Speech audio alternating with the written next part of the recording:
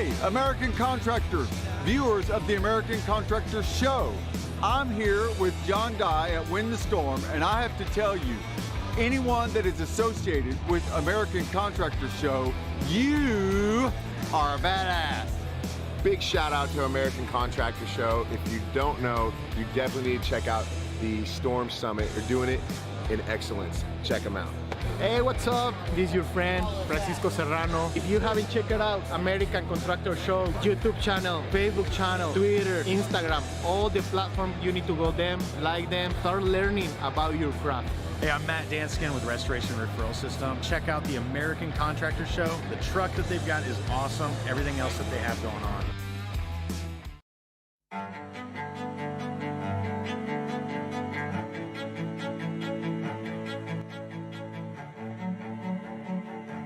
This is Larry Bache with the Northern Law Group, helping policyholders for more than 30 years.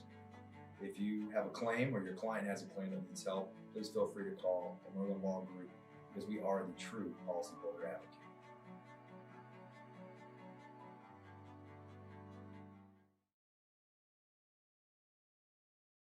C3 was eager to help us, and even whenever we weren't giving them work, they were still eager to give advice. The things that they were putting out for the changing from DMO to RFG and giving that to the industry and not charging anything for it, I thought was really cool. And that's stuff that I as a contractor appreciate. I'd recommend C3 to any contractor who's looking for a PA, especially if you're around Colorado. Great guys, man. I'm nothing but happy with the work they've done for us.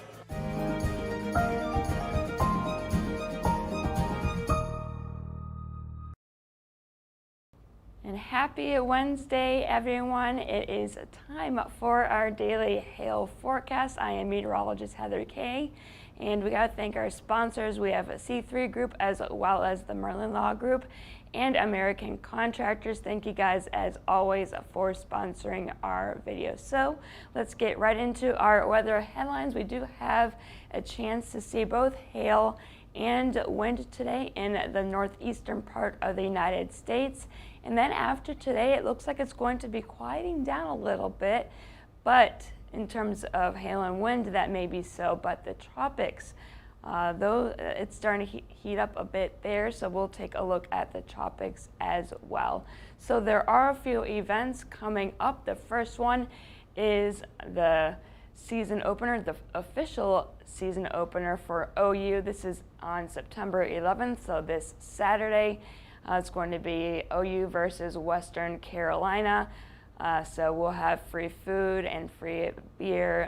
So if you're interested, come swing on by. We'll be down in Norman for all of the home games this season. And then this is a really cool event that we've been talking about now for a few months. This is next Wednesday. It's the Thunder Road Race for Recovery. Again, this is next Wednesday, the 15th, down in Norman, Oklahoma.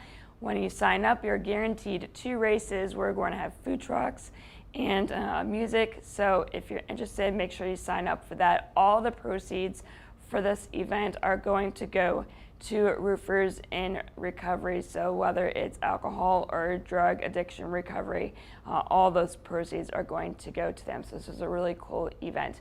So lastly, we have a RoofCon down in Orlando, Florida from September 30th until October 2nd. If you sign up using the code HAILYEAH, you'll get 10% off of your RoofCon tickets. So if you're interested in going to this event, if you haven't signed up already, go and use this code to get some money off of your tickets. So let's jump into yesterday's storm reports. It was actually a pretty eventful day. It was a little bit of a surprise in the Great Lakes region, at least in Wisconsin. There weren't any risks at all in Wisconsin yesterday, but they got some pretty good activity. So we're going to zoom into the Great Lakes here. Basically, I don't know, I think that's kind of accurate. I gotta check this stuff. But anyway, there's activity in Wisconsin as well as in Michigan, down south in the northern parts of Illinois. And then we had some scatter reports about in parts of Oklahoma and southeastern Kansas, as well as some lone reports in Georgia, and then we also had some activity in the southern parts of Arizona. That was also unexpected. We did see one tornado report yesterday. We saw 126 large hail reports. That's going to help our yearly numbers a little bit. And we also saw 98 high wind reports. So far this year, we are at 862 tornado reports. We are now over 5,000 large hail reports. Yeah, we did it. We got over 5,000 and over 15,300 high wind reports. And you guys know the deal already. Still, we're quite a ways behind compared to this time last year. We did have 2 3-star maps yesterday. This is the first one.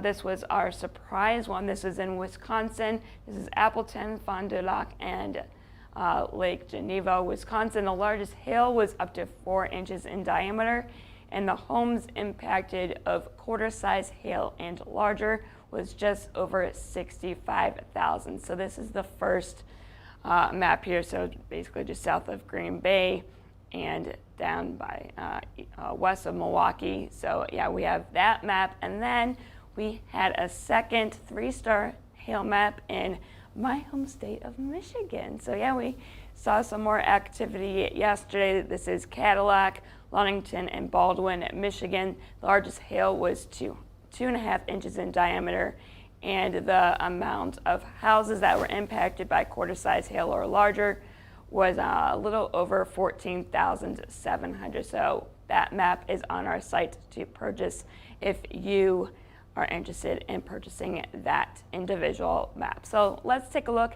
at our current conditions. For the most part, we're pretty quiet from the central U.S. westward, but we do have some activity in the northeast. This is the major area that we're going to be watching for severe weather this afternoon and into the evening and overnight hours. Right now, it's just a line of heavier rain, a few thunderstorms mixed in there, but nothing severe at this time. And then we do have a disturbance in the Gulf of Mexico. It's not named or anything yet. It's still just a little tropical wave, but this is something that we need to watch within the next few days. This could bring some gusty winds to the panhandle of Florida this afternoon and evening. Other than that, it's just going to bring a lot of moisture and some moderate to heavy rain. And then we gotta watch San Angelo later on this afternoon. There could be a pop-up storm or two there. And then lastly, we need to watch the southern parts of Arizona, but right now you guys are dry right now. So let's take a look at our current temperatures. It's a comfortable 80 in Atlanta right now, a little bit warmer though down south in Miami at 87. Those comfortable temperatures of upper 70s and lower 80s are around in the northeast, and I mean otherwise it's pretty comfortable across the United States for today.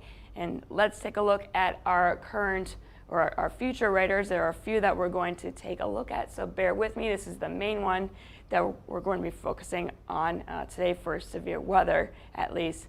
So this is basically right now we do have some showers and a few storms that the models are showing, so that's good. That's matching up with what we're seeing right now, so that's always a good sign. As we get later on into the afternoon, we are expecting some more robust thunderstorm development across central New York down into central Pennsylvania down south, and that will be moving on to the east as we get later into the afternoon around dinner time. So this is 6 p.m. Eastern time, 5 p.m. Central time. It looks like those storms will be knocking on the door of Burlington, just to the west of Albany, and making its way into central parts of Pennsylvania. And then once we get later on into the evening, Albany, you'll see your chance of severe weather there, and looks like parts of Vermont and New Hampshire, you'll get that severe weather as well. And then getting into later in the evening and into the overnight hours, looks like some of this may start to finally die off, but there is still a outside chance that some of this activity could be marginally severe. So we need to watch areas such as New York City and just west of Boston, and then that activity will continue to move on to the east as we get into the overnight hours. So we're going to move on to the south part of this risk now. Right now we just have a few showers, a few non-severe thunderstorms as we get into later in the afternoon. Basically the same story that we saw in the northeast, just not as, I think, intense. It's going to be more of a marginal risk down here in the Virginias and into the Carolinas. But as we get into later in the evening, there will be the potential for some of these storms to become marginally severe, up to $50 size hail, 60-mile-per-hour gusts as these storms move on to the east. Roanoke up to Washington, D.C., Baltimore down south to maybe as far east as Norfolk, Raleigh. Make sure you keep an eye to the sky for any of these thunderstorms to move through your region. And then as we get into later on the evening, it'll slowly move on to the east. There could still be some severe weather going on, although I think it'll be less in terms of coverage, and it'll still be pretty marginal. Now we're going to take a look at the Gulf. Again, this is not a named storm yet. It's not even a depression, I don't think, but this could become something within the next few days. There is a 50% chance. I'll get into that in just a few minutes, but some severe gusts are possible in the panhandle of Florida with any of these storms that do get the most intense, and we could see some pretty decent rain here in the panhandle of Florida as we get into later into this afternoon and evening, and you can see those storms will continue through later on into the evening and into the overnight hours. So yeah, we'll be watching this system to see if it does become anything named before it makes any type of landfall. So we do have a few little areas still. We gotta watch San Angelo. Nothing too exciting, but a few pop-up storms are possible as we get through the afternoon, evening with the heating of the day. And then once we get later in the evening, the sun goes down, we lose that heating, those storms will die off. And it's basically going to be the same story as we switch over to Arizona with that heating. We could get a few pop-up storms develop. We gotta watch Tucson for any marginal activity in terms of hail and wind. And you can see once we get later on in the evening and we lose that heating of the day, those storms will die off and we will dry out here in Arizona. So yes, that's all the radars that I have, all the model ones to show you. I think there are 5 of them. So let's take a look at our hail forecast. Our main area that we're going to be watching. Again, it's a marginal chance. I think up to $50 size hail is possible for any of the storms that do develop from basically Albany down to Philadelphia, New York City, southward to Richmond and Raleigh. This should be mostly a wind event, but if we could get storms to form ahead of the line or any little areas within the lines, it could get up to $50 size in terms of hail. So we got to watch this area pretty carefully. And then we do have that small area in Texas. This does include San Angelo. Very, very marginal, very isolated. There may just be a storm or 2 that pops up, and that's it. And then lastly, Tucson, same deal like in San Angelo. Just a few storms that will develop with the heating of the day, and then those should dissipate as the sun goes down. So our wind forecast is a little bit more, I guess, intense. That line that's moving through right now in parts of New York and Pennsylvania, that will move on to the east and intensify with that heating and instability building up. So basically Albany down to Philadelphia to Baltimore, I think you guys have the best chance to see up to 70-mile-per-hour gusts, I would say, from those storms that will be moving on through. A little bit of a less chance in State College. I think those storms, once they fire up, it's going to be pretty close to see if they're going to be severe yet or not, or if they're going to be just to the east, but the chance is still there. And then those chances will move as far east as Boston, and we're going to move on south a little bit. This risk, it's going to be a little bit lower, up to 60-mile-per-hour gusts are possible from Richmond to Roanoke, southward to Raleigh.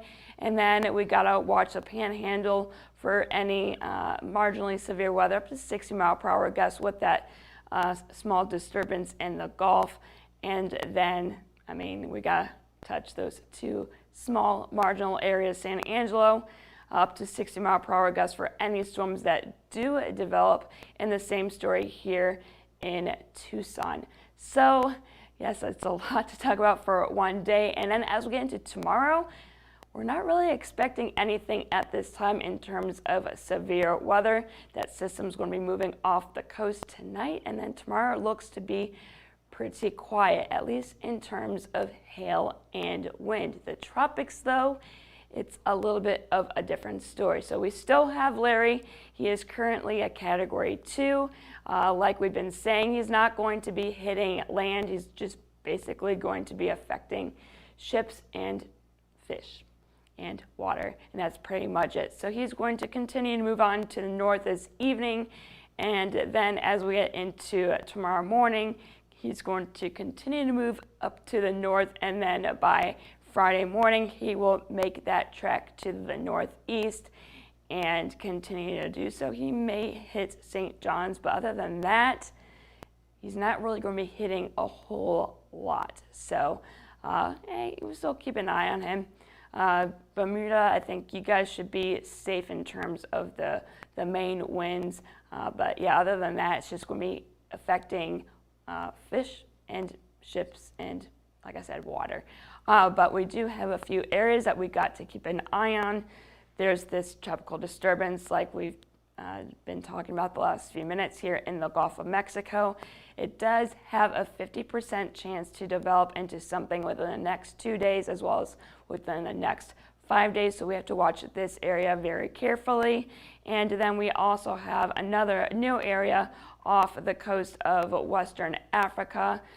Within the next 2 days, we don't see anything in terms of any potential development, but within the next 5 days, we have a 20% chance that this could become a new system. So we got to watch that. And then if you guys are trying to keep up on the names, Larry, we got him checked off. The next name on the list, which would most likely be something in the Gulf. If it develops quick enough, it will become Mindy. So Mindy is next on the list, and then we have Nicholas and Odette and all these after that. So I believe that is all I have for you today. Make sure that you follow us on Twitter, Facebook, Instagram, and YouTube. If you haven't already, please make sure that you do so in case there's anything in terms of surprise events. Yesterday is a prime example of that. Wisconsin was a complete surprise. So make sure that if you haven't already, that you follow us on all of our social media. And if you have any questions, concerns, if you just want to say hi, you can give us a call at 855-334-4245. You can email us at info@hailtrace.com and check out our website at www.hailtrace.com, where we'll have more information about us and our products. We have more bios about all of us. So yeah, reach out if you need any help. That's what we are here for. So I am meteorologist Heather Kay, and I hope you'll have a great rest of your Wednesday.